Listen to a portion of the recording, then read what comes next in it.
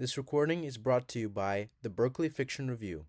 In this episode, we will be featuring a reading and an interview with Michele Alba, the author of our issue 42 story, Les Chanteurs.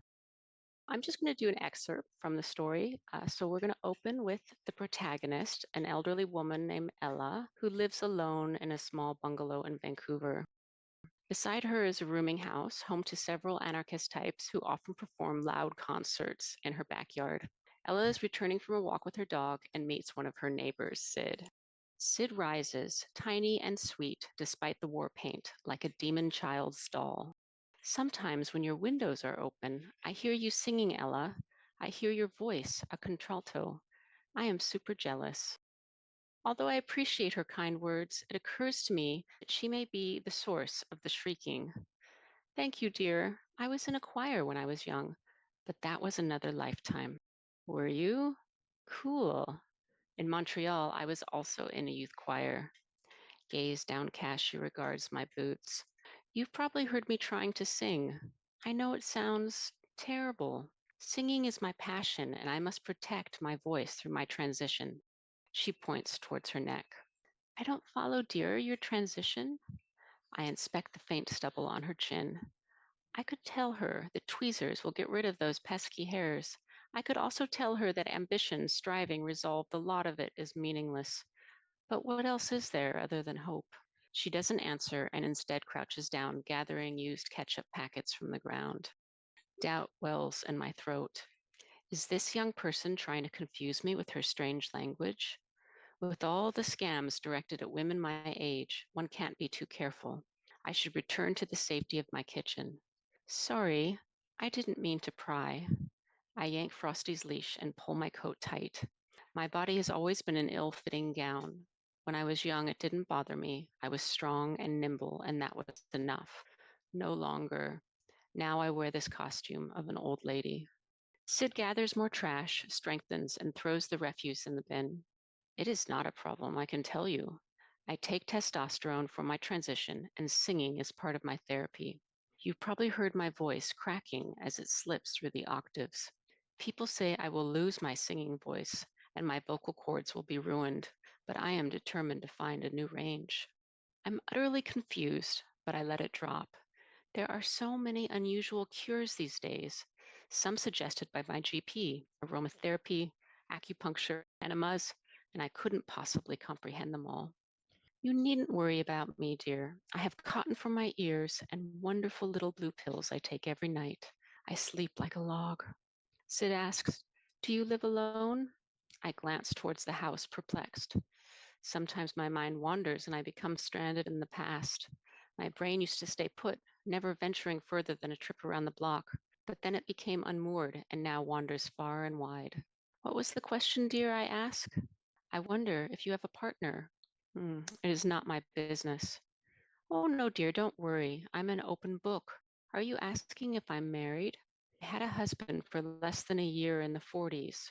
Manny didn't return from the war, God rest his soul. World War II? Incredible. And you never remarried? Oh, goodness gracious, no. I was much too busy for any of that nonsense. I was a senior sales manager for Pacific Oil. I traveled the world, South Africa, Thailand, Mexico.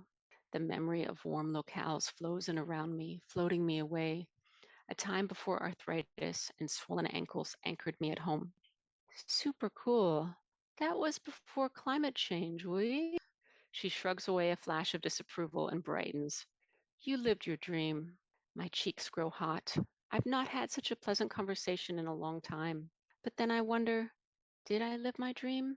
I've never thought about my career in those terms. Sure, I find my way through life, but was it the life I wanted?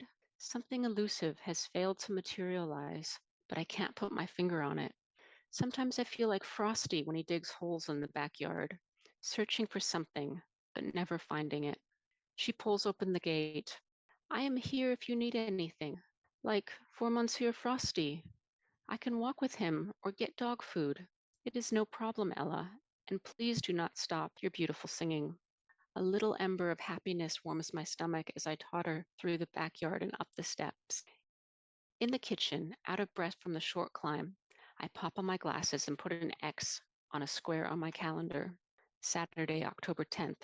I write, get your affairs in order in red ink and underline it twice. I'm growing more forgetful by the day. I've always been an organized person, and I won't let my dissolving memory get the better of me. Several months pass, and Ella is busy preparing for her move to an old age home.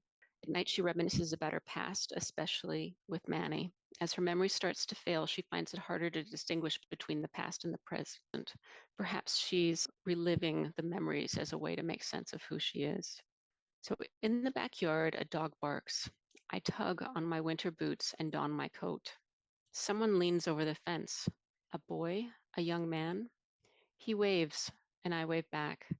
He dashes inside his house, reappears with a large mug of what looks like dog food, and plops it onto the snow.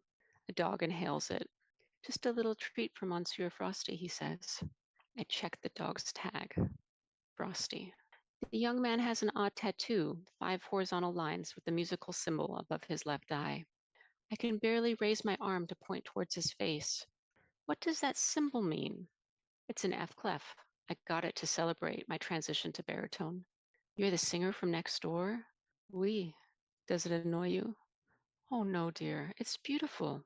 It helps my mind stay clear so I can get my affairs in order. He wears a woman's mink coat. It looks absurd on him, brushing his combat boots when it's meant to be 3/4 length. He pats the pelt and laughs. I found this poor creature in your bin. I would hate for the animal's life to have been in vain, so I rescued it. My bin? I would never wear such a garment. But dear, it's a woman's coat. It's super warm. He bends to pat the dog. I saw furniture being loaded into a truck. Are you leaving us, Ella? I leave soon.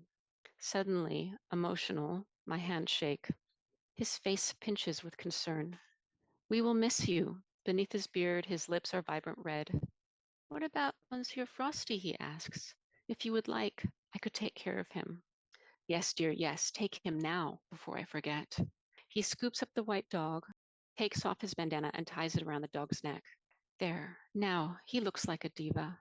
It licks the man's cheek, and its tail thumps against the man's small arm. Some more time has passed. I find my bag already packed. I sing Blue Champagne as I check my suit in the mirror. The pants, suspenders, vest, shirt, all crisp and flawless. There's a knock at the kitchen door. I answer, wriggle into my tweed coat, and accompany an attendant down the rear steps, careful not to stumble. As I walk, I nod to the neighbor who holds a white dog. You look super great, Ella. Bon voyage, she says. Thank you, dear. But I'm not Ella, I say. You must have me confused with someone else. The young man nuzzles against the dog's fur and says a few words in French. Somehow my mind translates, You've changed, mister. The young man raises the dog's paw and waves it at me, a silly little gesture that fills me with joy. You are my inspiration. I sing for you, the young man calls out as I let the woman lead me away. So that was Michele Alba reading an excerpt from her amazing story, Les Chanteurs. So now we're going to move into the interview portion of this episode. So Michele, please tell us a little bit about your journey as a writer. What attracted you to short fiction in particular? I came to short fiction a little bit later in my writing journey. I started writing novels, and I wrote pretty much a full manuscript, and it wasn't quite coming together. I was getting very frustrated. So, on the advice of some of my different writing partners and critique partners, they said, why don't you just put that aside and work on something else? Maybe work on shorter pieces to try and hone your craft. And so I did start writing some short stories. And at first, it was very hard. I think coming from novels to short stories, there's actually quite a bit to learn. It's a very different kind of medium and a different way of thinking. But I really enjoyed it, and I found that there's something really beautiful about being able to focus on a character or a couple of characters that are going through a very specific moment or a very specific journey and keeping that focus very tight. So that was where I ended up with that. And I still really enjoy writing short stories. I think if you were to ask me which I prefer, novels or short stories, I would say short stories because they just seem like there's so much possibility. Oh wow, that's such an interesting journey from going from novels to short fiction and now saying that you would even prefer short fiction over novels. I think that's really amazing. I enjoy writing short stories over novels. But yeah, it is very, they're so different. I think they're almost as different as, say, a play or, a screenplay. They're quite different. Hmm. And I think there's this strange connotation that people think short stories are is easier to write than novels. But I really loved what you were saying, how short stories really give you an opportunity to like zoom in on these few characters. And some points I feel like that's even harder than doing an entire novel on a character. Yes, you have to be incredibly disciplined. In a novel, you've got all this space and time, and you can kind of go off on tangents a little bit, right? And you won't lose your readers. Hmm. Whereas with a short story, I feel like you have to get them from that first paragraph. The reader has to be involved in your character and the situation and care about the situation and the character right away. So there's very little margin for error. So in that way, I don't actually think it's easier. I mean, it's easier in a way because you can hold it all in your head at once, which I find to be easier, just to hold all of the plot in your head at once. That part's easier. But Hmm. you end up going over every line, every word, everything so many times that I think in the end, it's the same amount of time. Yeah, absolutely. And just to give a little insight on what kind of like the BFR process is like, it's an entire class that decides which short stories go into our issue. And so I think it's interesting that you're saying that you have to get those readers hooked on the first page because I definitely see that from the class perspective. It's a class of 30 students, and if they're not interested in your story, then it's not passing into the issue. But we were definitely compelled by your characters to reach class level, first of all, and then to have us publish it in our issue. So I would really love to talk about Ella and Sit. And so my first question about the story is what was your inspiration for your piece? Well, first of all, thank you so much for letting me know about the process. That's really lovely. And I'm so glad that the class was able to read it and that the story was selected. That's quite an honor. Thank you so much. And as far as Ella, Ella is based on a real person. So when we moved into the house that we lived in before this one, my husband and I and my daughter, we bought a house from a woman who had died, who had passed away. And this person Okay. was named Ella. It was Ella. And I never met her, obviously. I didn't know anything about her other than what all of the neighbors told me. So all of the neighbors had so many kind words to say about her, and but just little bits and pieces, and that those come out in the story. But really, I had to put it all together, and put in a huge amount of my own fabrication, I guess, about who she was and what mattered to her. And I just am so drawn to basically these people who've lived what I consider to be the life they wanted to live as best they could given the circumstances. And I felt like Ella had, I hope that Ella had achieved that. Wow, that's incredible. And so were some of the details that you included about Ella in the story, were those taken from the stories that your neighbors told you? Absolutely. And our neighbors next door were those anarchists. I don't know if anarchist is the right word. I don't know if they would call themselves that. But, they were young people who were clearly part of a subculture, and they did a lot of backyard concerts and had throat singing and, were, I think, feeling a little bit threatened by the gentrification of the neighborhood. Mhm. And I think they were very protective of Ella. That's what they would tell me. They would come over and try and help or do whatever they could to assist with this elderly woman living next door. And that story was just, even though I didn't really know the details, they would say something in passing, like they'd bring over her mail or whatever. But it was so touching to think that these people had shared something, had a connection. And that's what I built on in the story is, what kind of connection could exist there. Wow, that's amazing. I feel like that makes us see the story in an entirely new light. Oh, wow. Um, yeah. And then Great. what was kind of the inspiration behind having Sid as like the main side character to see Ella's aging process like reflect off of that? What inspired you to have both of those transitions going on at the same time? Well, that came through the writing process. Okay. So I started with this idea that I wanted to get to know Ella. I wanted to write a story about Ella. It was something different. It was for a novel I was working on, and she would just be, a character that would kind of come in and out of the novel. And then as I started writing it, I thought, oh no, God, no, she's her own story. She gets her own voice. She gets her own thing. And as I started to write it out, I just thought, if she had lived in our day and age, would she have been a different kind of person?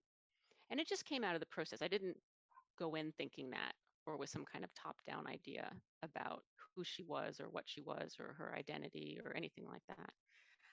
And then from that, I thought, well, wouldn't it be interesting if one of these neighbors had a little bit of insight into that and could see that in her a little bit in a way that maybe somebody else might not notice, like say her neighbor on the other side who was an elderly Italian man, might not Mm-hmm.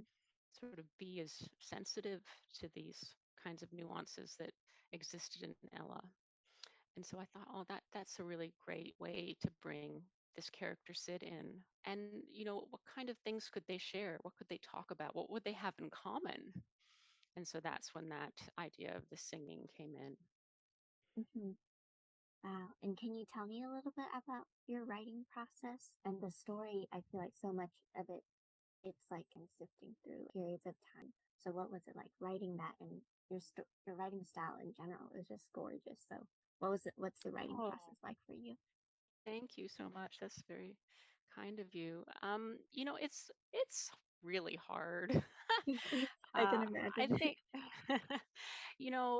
I think this particular story was a little bit easier.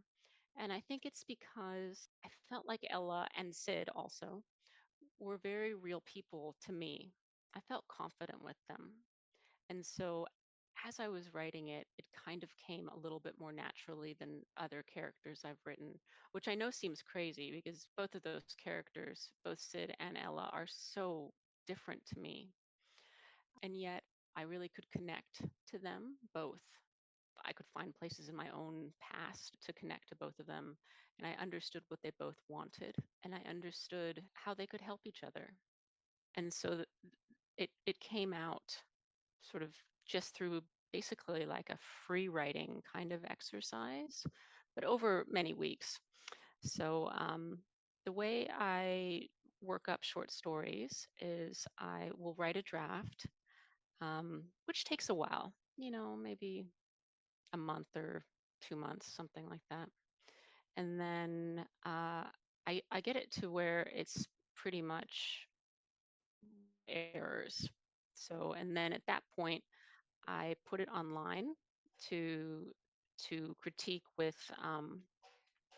I have a bunch of writing partners on a website called Critique Circle. I'm not sure if you're familiar with it. No, that sounds And amazing. yeah, and so what they do is it's like a tit for tat system. So you read one of their pieces that's an approximate length, and they read yours, and you both give feedback. And so I went through that process with it, and I've done that for many stories, maybe over 20 or 30 stories, and I I got relatively positive feedback on this story, which I've gotten positive feedback on other stories, and they still didn't really turn out to be any good.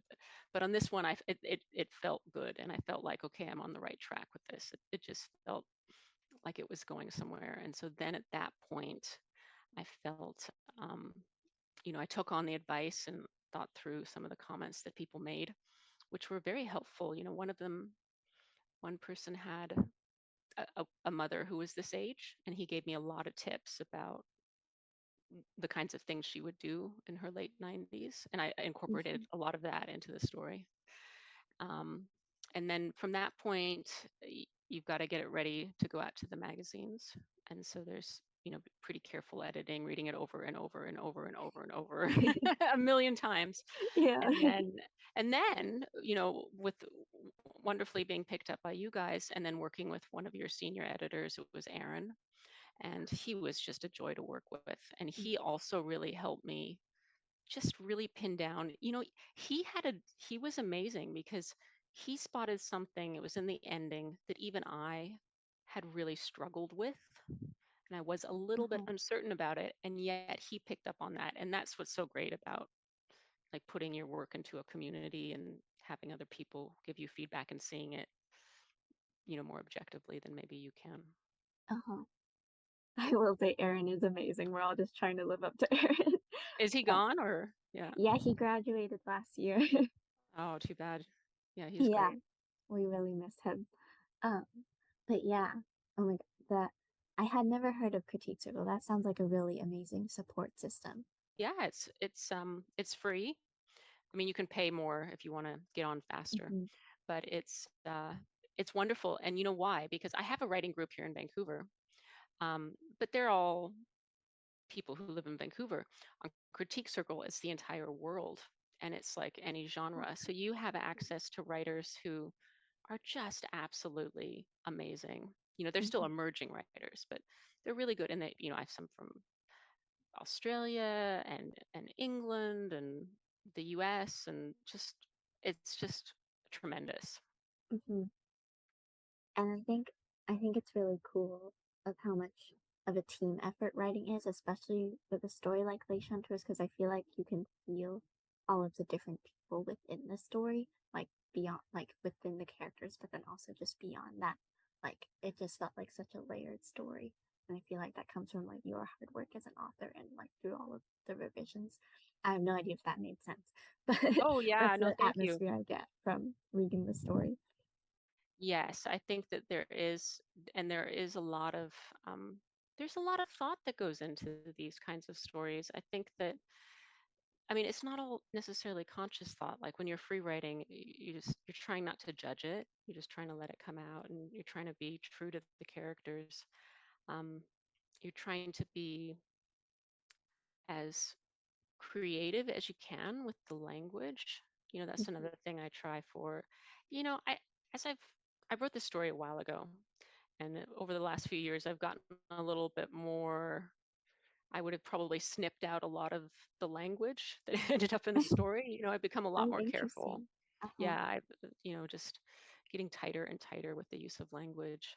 Mhm. Um, and that's the other thing about writing. I think if you read a lot of stories, like I said, like I really love stories that are published in the New Yorker, or if you Mhm. find the kinds of stories that you admire and you really study them and you think like, well, what are they doing that I'm not doing?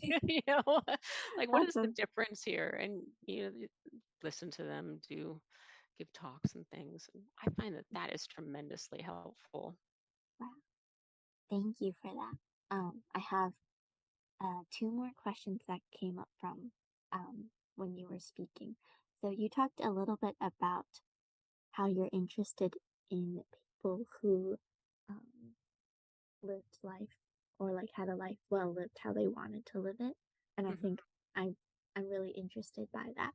But my question is maybe along those lines, or maybe your answer won't relate to that. But what I'm not gonna ask what, of course, because you don't ask an author like what was the purpose of your story, but what kind of things do you want readers to be taking away as they're reading this story? Well, I think it's the same thing for when I read a story. When I read a story that I love and I'm connecting to, I'm feeling it. I'm in the emotion of it.